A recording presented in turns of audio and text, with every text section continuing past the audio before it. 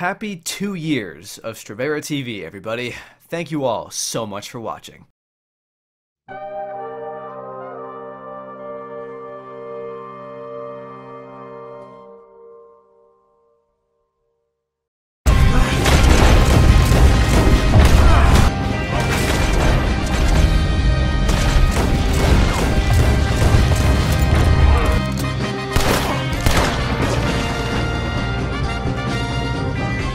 This game does not need a lengthy introduction. It's a prequel to Red Dead 1 from 2010, made by Rockstar, cowboys, cattle, and guns. This game has received universal acclaim and near-perfect scores hundreds of times over. But you know me, let's have a look at the cold hard facts and why this game isn't perfect, but comes seriously goddamn close.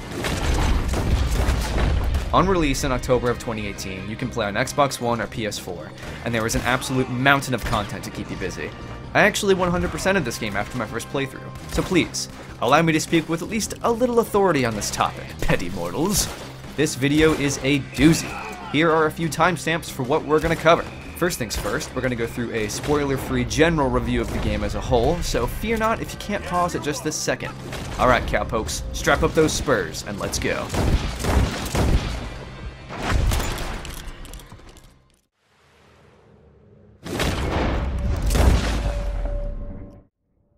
We open in 1899, in snow-capped mountains north of the familiar Wild West, the Grizzlies. It becomes apparent that our protagonist, Arthur Morgan, and his gang of about 25 members have narrowly escaped a heist gone horribly wrong, and are on the run from the government, rival gangs, and very soon Pinkertons as well. This isn't so much your fistful of dollars western, think more along the lines of the Wild Bunch in terms of tone. Charismatic gang leader Dutch Vanderlyn can see that the age of gunslinging outlaws in the Wild West is figuratively and literally disappearing around them, and decides that the gang, when they are able, should take a few final big scores and then retire, possibly fleeing the country. The gang will move around the map as the story progresses, setting up camps and scoping out different towns as time goes on. Things only get tougher for the gang though, and our man Arthur finds himself caught in the middle of ideological disagreements with the people who raised him, and a bad power struggle that means nothing but trouble. This game is an absolute mastercraft in storytelling, with incredibly well-written characters, understandable motivations, and lots of different dynamics between members of the gang, and Arthur in particular develops a lot as the story goes on, with his goals changing as he realizes what's more important in life. Much different from John in the first game, who is a good character, but is pretty consistent throughout. While I personally feel that the first game had quite a few filler or fluff missions, Red Dead Redemption 2 does cut back on that front quite a bit. Some missions may be ultimately inconsequential, but they're still almost always fun to play, with an interesting cutscene or unique gameplay element to keep it fresh.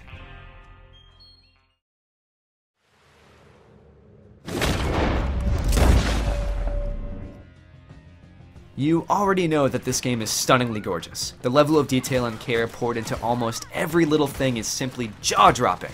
From the forests, to the plains, to the desert, to the mountains. Wide open vistas and close-ups alike. Decapitated and dismembered enemies look truly grim. Faces are often some of the best of this console generation, showing a very full range of emotions, and very well matching their voice actors. Though, like all games, visual hiccups do happen, usually with the lighting engine, of which I'm almost positive changes for some cinematics, but not all. And from time to time, you will see a weapon model persist in someone's hand when it's not supposed to in a cutscene. Just like the visuals, the sound design, and especially the music were well worth the 8-year wait by themselves. Horses breathing heavily, hooves slamming the dirt, the crack and rolling thunder of the Carcano rifle, the snaps and cracks of dual-wielded revolvers, and the sickening squelches of exploding heads.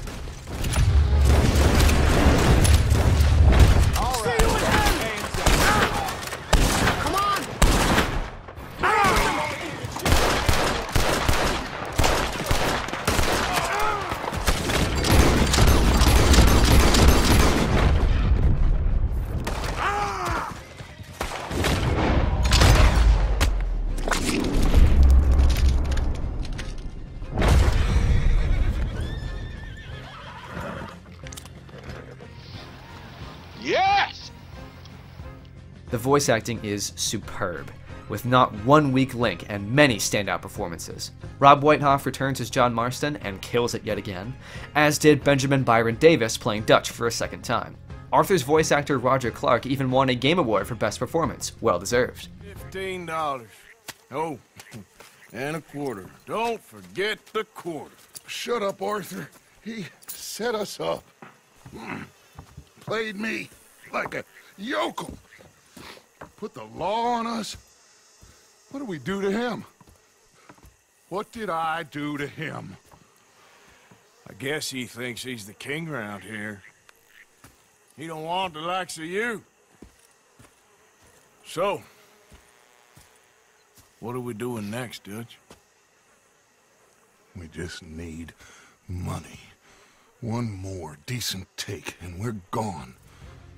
And yes, the music. Oh, sweet mercy, the music! Much more varied than that of its predecessor, it features a much wider range of instruments, styles, and tones. Where you are in the world will affect what tracks can play in free roam, so being down south in the swamps, you may hear ominous organ music. While in the mountains and in certain story missions, it will be very guitar and horn driven, with more emotion involving higher stakes. The tone of what's happening is always effectively conveyed through the music. The OST has excellent reincorporation of melodies from the first game as well. They're different enough to be new songs for sure, but just recognizable enough to give longtime fans an extra note of appreciation.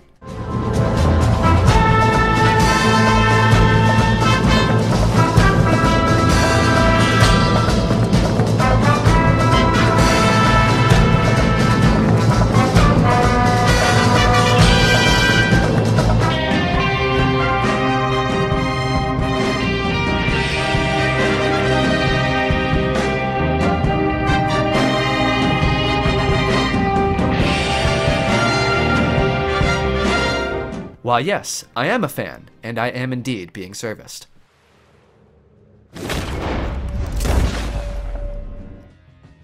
I did both my playthroughs on a regular, non-pro PS4, so the following will not be a surprise. Loading times are long, and the frame rate dips slightly in dense or cluttered environments. This will come as a shock to absolutely no one, and now we can all collectively bow our heads and pray for a PC release.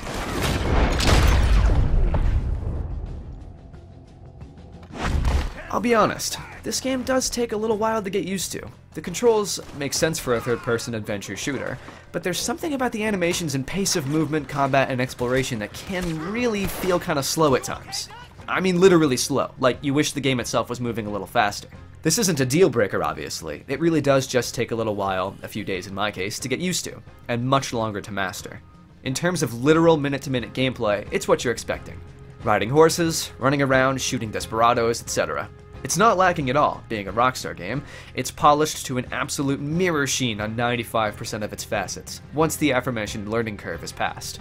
But what are those facets? Well, there's the very long, very good story mode, a massive world full of towns, side missions, animals to hunt and fish to, well, fish, guns to collect, personalize, and shoot, hundreds of clothes to mix and match and make your perfect Wild West outfit, secrets and Easter eggs to uncover, or get spoiled for you in a clickbait YouTube thumbnail, treasure hunts, gang hideouts, random encounters on the dusty trail, and a serious shitload of other cool stuff to keep you busy. There's a living ecosystem with hundreds upon hundreds of animals with unique spawn areas, behaviors, and rarities to go after.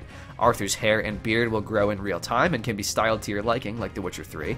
And every NPC, both named and unnamed, can be locked onto at almost any time and be interacted with, positively or negatively, which is pretty cool. But the ultimate consequences of doing this outside of camp are limited.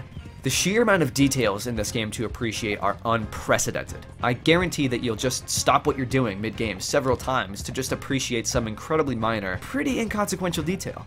The light playing off the weapons during inspection, horses flicking their tails and idly stamping their feet, falling into a mud puddle or picking up a corpse, and having the mud or blood persist on your clothes until you change or swim in water. I don't want to spoil it all for you though, as I really did enjoy stumbling upon it all for myself. Before I mentioned how the gang will set up camps around the world as the game goes on. These serve as home bases throughout each chapter, with Arthur being able to spend money on upgrades for the camps, as well as bring in food or valuables to benefit the gang, who are basically his family as a whole. All the members present can be interacted with, and random occurrences will showcase each member speaking about their past, feelings, and personalities. Each one of them has something unique to say, and it's well worth taking the time in camp to listen. Red Dead Redemption 2 does feature very light survival elements. You have to dress according to the temperature of each zone, warmly in the mountains and lightly in the bayou, etc. Most of the map is what the game calls an average temperature, so anything can be worn, but quite a few zones do require a quick change of clothes. With the cheap upgrade, you can store up to 5 outfits on your horse though, so it's not really ever a problem. Health and stamina meters have also changed somewhat since the last installment. They all have cores in their center, which can be filled by eating, drinking, smoking, and sleeping. They're not hunger meters per se. The more the core has in it, the faster the bar around it will recharge. If the bar goes empty, it will drain the core quickly. Horses also have health and stamina cores, and must be fed and kept clean to function efficiently. These survival aspects definitely aid immersion. And in this vein of immersion, the game also supports the first-person mode added to the re-release of GTA 5. Only this time, it actually does function 100% of the time, and exactly how it's supposed to. While I didn't touch it my first playthrough, on my second run through the game, I played about 50-50 in third and first person, and let me tell you, it is like a whole new game. It's great, it's spectacular. The animations are all done with first person in mind. It handles like it should in terms of the controls, and movement isn't weird and wonky like it was back in Los Santos. The riding and combat in particular are highly enjoyable from this perspective. And about the combat, it's probably my favorite in a Rockstar game to date. Not in any game period though. The game's presentation does a lot to this end, with the look, feel, tone, and especially music accompanying combat getting you into a great headspace. Scoring a nice dirty headshot on a running enemy is super satisfying, and there's enough variation to how combat can be approached that it stays interesting for everybody. You can sit behind cover and take pop shots from safety, flank and engage enemies from the side, or my personal favorite, dual-wield sidearms and charge in like a fucking madman. The Deadeye mechanic returns, of course, with Arthur being able to slow down time and mark targets in specific spots, then pulling off a clean string of rapid fire for a perfect succession of on-target shots. It's an immensely powerful tool in the player's arsenal, so it's a good thing that it runs out fast for the majority of the game. By 100% completion, you can keep it active for what feels like days, but for most of the story, it's around or under 10 seconds for a full bar and meter. Throughout the game, the player will have several opportunities to act honorably or dishonorably. These can be scripted or randomly encountered, and the collection of these choices will reflect in your honor meter, which affects the game in different ways. Having done both ends of the spectrum, I gotta say I really don't see the point of low honor. Yeah, it's debatably more fun or funnier to be an asshole to people, or rob and kill with much less discretion, but high honor gives you discounts in stores, exclusive clothes, and there's even some story missions that can't be accessed if your honor is too low. The honor system is a great way, however, for the player to connect with Arthur as the game goes on. It plays a bigger role near the end, and we're going to discuss it more in the spoiler section. Let's take a step back to the massive world. As you may know, you can name your horse and bond with it over time, increasing its stats, storing your guns and your changes of clothes on the saddle. And it's easy to get attached to your horse, because if you thought GTA had too much transit time, buckle in, kiddo. The story mode doesn't suffer too much from this problem, but all the fucking around in the open world definitely does. Fast travel is very limited, with trains not going through every town, and the can't fast travel upgrade only going one way. It's a good thing that there is the auto ride feature by using the cinematic camera. Don't leave the room for too long though, as you could get jumped or attacked by wolves and not be able to stop it. Some have complained that a select few animations take a little too long, i.e., picking up items, looting bodies or lockboxes, or cooking food at a campfire. While this, in my eyes, is not a deal breaker, I do have to agree to some extent.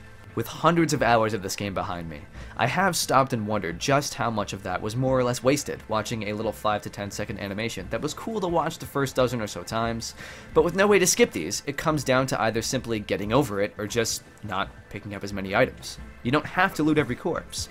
Most only have pennies and a few bullets on them anyway. But that's not really a great answer to the problem.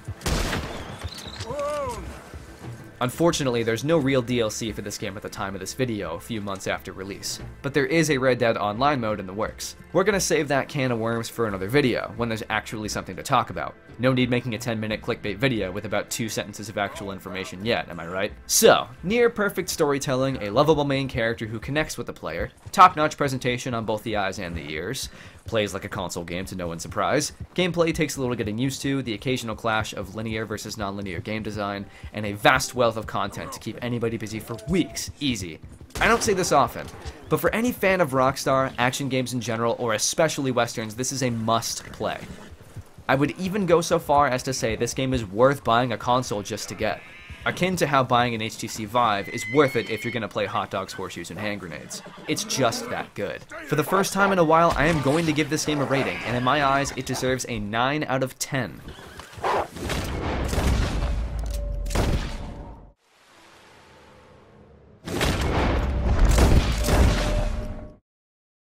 Something that a lot of people aren't going to tell you about Red Dead 2 is that there are two very different design philosophies that make up the complete game, and at times, they clash.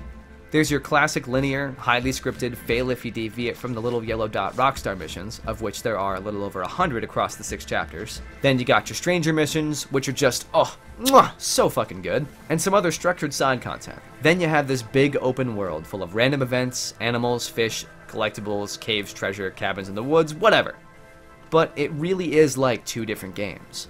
Now, as someone who has 100% of this game and then played through the main story exclusively right after, I can honestly say I much prefer the linear, structured side of the game.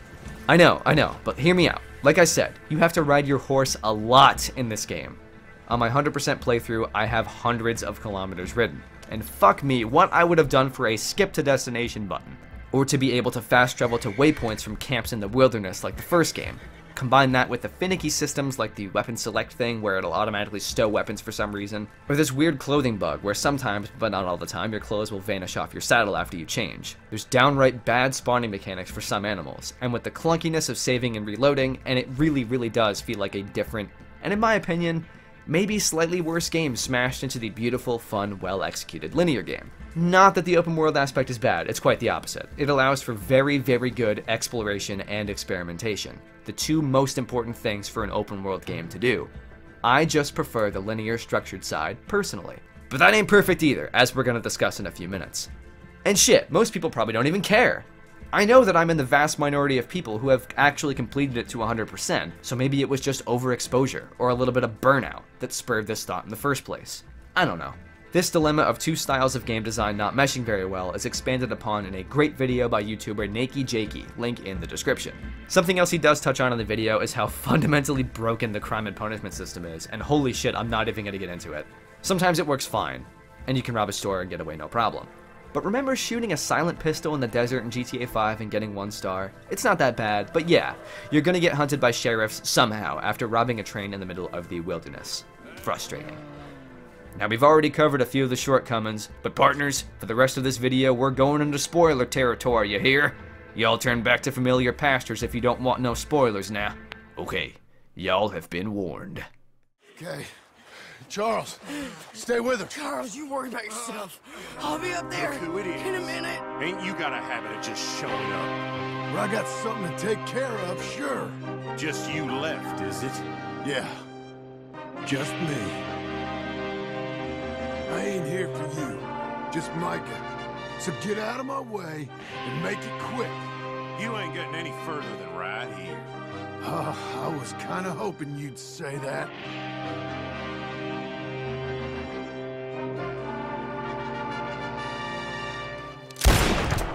The most basic principle of a story being effective, be it game, movie, or book, whatever, is whether or not it connects to the audience, and Red Dead 2 absolutely does.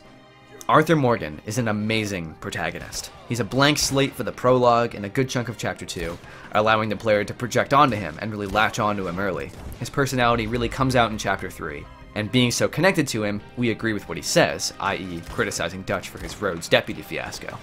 He's funny, sincere, caring, and shows the full range of human emotion throughout the game. He's by far Rockstar's best protagonist. Flawed, but redeemable. Human. It's clear that he cares for the gang more than anything, but as time passes into Chapter 6 and he's diagnosed with TB, he slowly realizes that Dutch has changed, and many of the gang members are blindly loyal to him despite that. Or maybe he didn't change at all, and he just became more like his true self. We know John.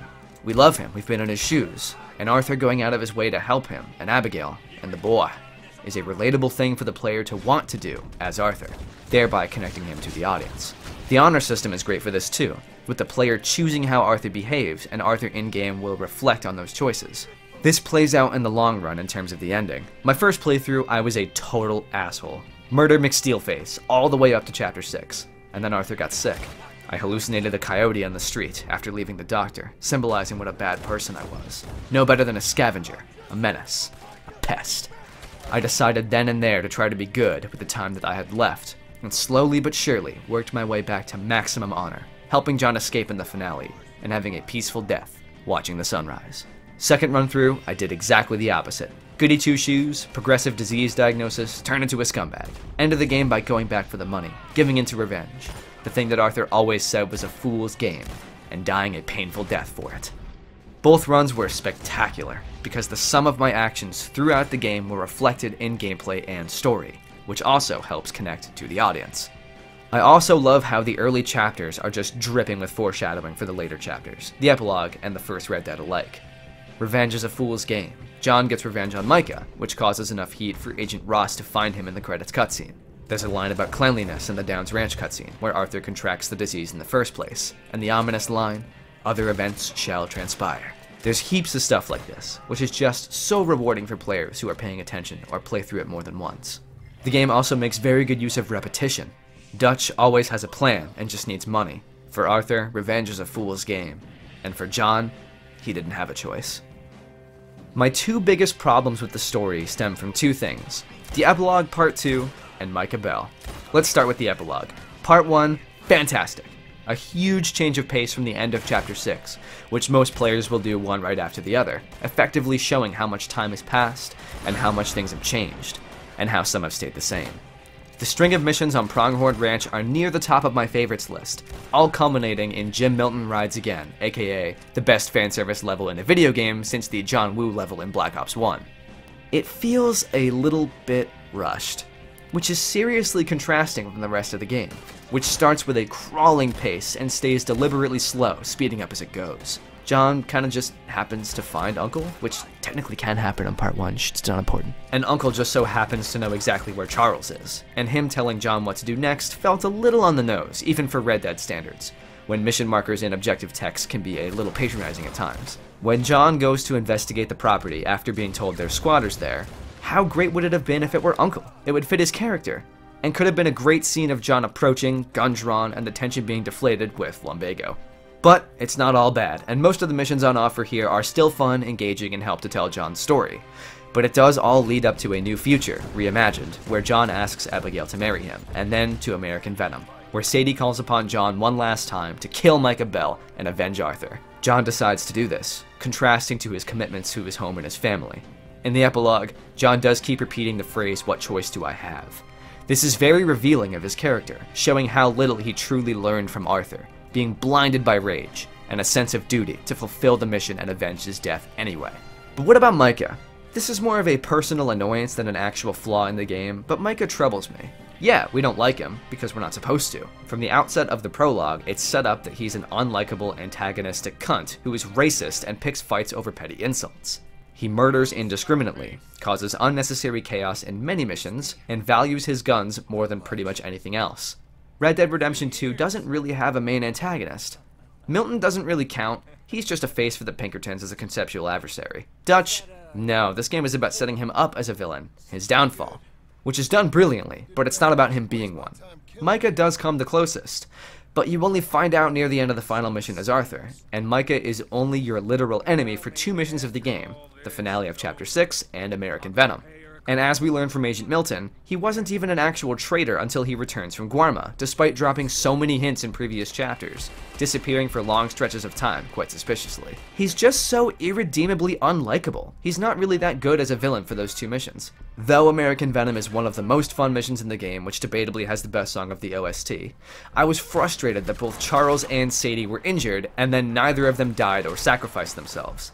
That would have been a great way to end the game, maybe even have the player choose which one lives and which one performs the sacrifice, adding a lot more weight and conflict to the Micah plot. Him having a direct hand in Arthur's death or outright killing him does accomplish this somewhat, but I don't know, maybe I just wanted more. Back to that dirty rat. We just have no sympathy for him. He has no real goals other than survival, no interesting moral differences, and he doesn't even have a tragic backstory. What villain doesn't have a tragic backstory? He's just an asshole. And an asshole does not a good antagonist make. Though it felt damn good to pump him full of 45 atop Mount Hagen, it will never be as satisfying as Jack dueling Edgar Ross and hard-cutting the title card and credits.